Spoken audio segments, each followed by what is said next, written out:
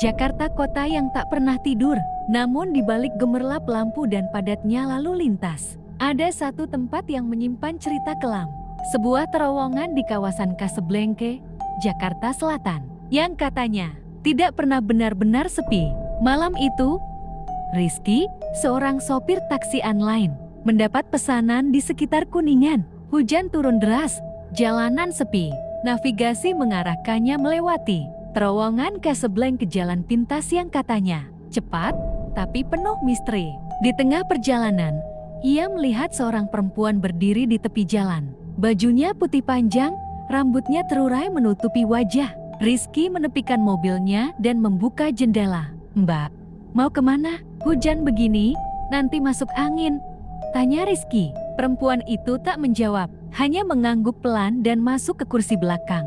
Rizky memulai perjalanan lagi, namun dari kaca spion.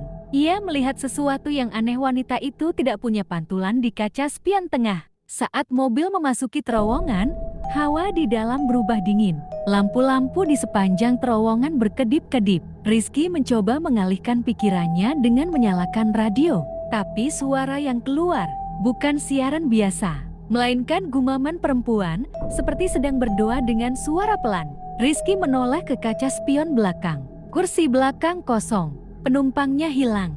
Namun kursi tempat wanita itu duduk basah kuyup, seolah ia baru saja kehujanan. Rizky menepikan mobilnya, wajahnya panik. Ia menatap sekeliling, tak ada siapa-siapa. Tapi dari belakang mobil terdengar suara ketukan 3 kali.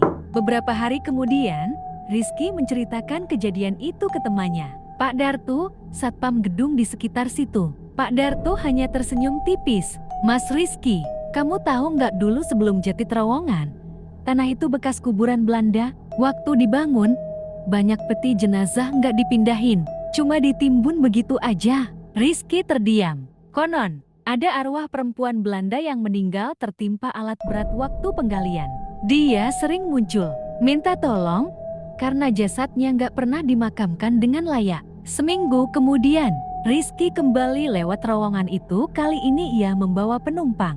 Namun di tengah jalan, mobilnya tiba-tiba mati total. Lampunya padam, mesin berhenti, dan kabut tipis muncul dari arah depan. Penumpangnya panik. "Sabar, Pak, saya coba starter lagi," ucap Rizky. Tapi sebelum sempat menyalakan mesin, ia melihat wanita berbaju putih itu lagi. Wanita itu berdiri tepat di tengah terowongan dan menatap lurus ke arahnya dengan darah menetes dari keningnya. "Tolong, aku tertimbun di bawah jalan ini." Keesokan harinya, Rizky pergi ke lokasi saat siang hari. Ia melihat bekas pembatas jalan dengan bunga-bunga kering dan lilin kecil, tanda jika tempat itu terdapat seseorang yang pernah meninggal. Seorang tukang parkir bercerita, "Dulu di sini sering kecelakaan, Mas," katanya.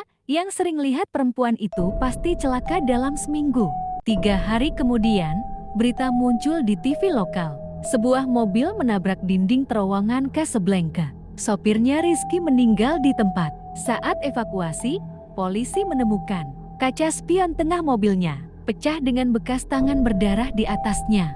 Sampai hari ini, banyak pengemudi yang mengaku melihat wanita berbaju putih di sekitar terowongan Casablanca. Kadang ia hanya berdiri diam, kadang melambai meminta tumpangan.